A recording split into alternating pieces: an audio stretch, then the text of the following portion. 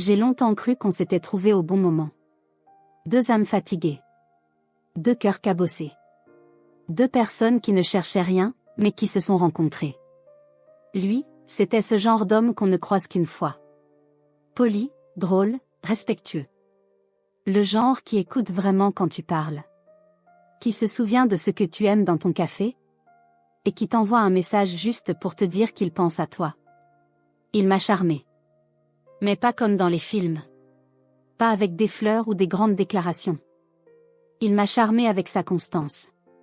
Sa présence. Son regard. On s'est rencontrés lors d'un séminaire pro. Rien de romantique. Mais dès qu'on s'est parlé, j'ai senti ce truc.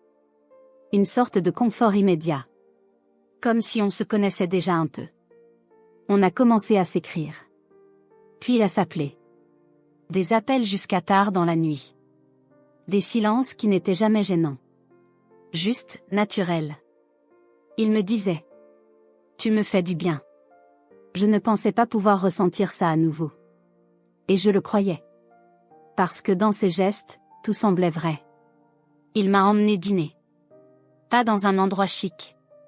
Un petit resto tranquille, où il connaissait le serveur. Il avait cette manière de me regarder en silence. Comme s'il me regardait vivre. Il me disait que j'étais simple, apaisante, différente. Il m'écoutait vraiment. Et moi, je tombais. Lentement.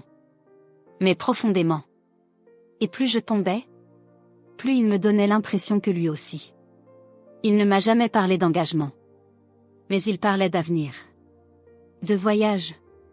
De « quand on aura un peu plus de temps, toi et moi ». Il me parlait comme s'il construisait quelque chose. Quelque chose avec moi. Il me prenait la main quand on marchait.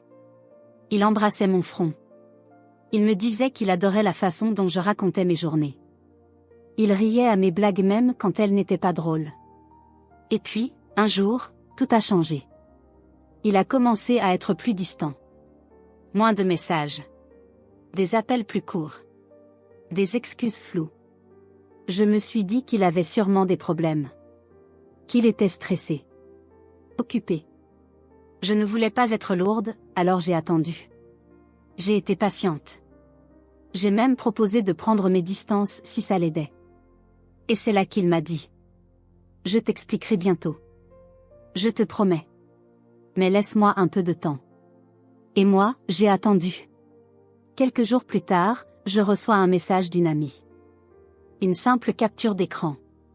Une publication sur les réseaux. Un faire-part de fiançailles. Son nom. Le sien. Une autre femme à son bras. Souriant. Parfait. Officiel. Il allait se marier. Et pas avec moi. J'ai ressenti quelque chose de brutal. Pas une tristesse immédiate. Pas de larmes. Un silence. Une forme de vide. Comme si on avait soufflé sur tout ce que j'avais construit. Mais en douceur. Et que je regardais les ruines, sans y croire. Il ne m'a jamais dit qu'il avait quelqu'un. Il ne m'a jamais parlé de fiançailles. Il m'a regardé dans les yeux. Il m'a fait l'amour. Il m'a appelé « ma lumière ». Pendant qu'il préparait son mariage avec une autre. Et moi ? Moi, j'étais juste une parenthèse. Un bol d'air. Un moment doux avant le vrai engagement. J'étais son échappatoire. Pas son choix. Il m'a volé mon cœur. Mais surtout, il m'a volé ma confiance. Je l'ai confronté. Un seul message. Félicitations pour tes fiançailles. Il m'a répondu 1 heure plus tard. Je suis désolé. Ce n'était pas censé aller aussi loin entre nous. Je ne voulais pas te blesser. Tu mérites mieux. Tu mérites mieux. Cette phrase. C'est la façon la plus lâche de fuir les conséquences. Il savait depuis le début. Il savait qu'il allait se marier. Il savait que j'allais tomber. Et il a continué. Parce que ça lui faisait du bien. Et moi, je me suis sentie idiote. Sale.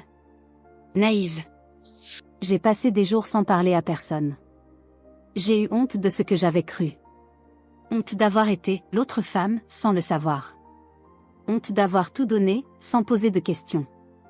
Puis un soir, je me suis regardée dans le miroir. J'ai vu mes cernes. Mes yeux rougis. Et je me suis dit. Ce n'est pas toi, le problème. Ce n'est pas moi qui ai menti. Ce n'est pas moi qui ai trahi. Ce n'est pas moi qui ai mené une double vie. C'est lui. Moi, j'ai aimé sincèrement.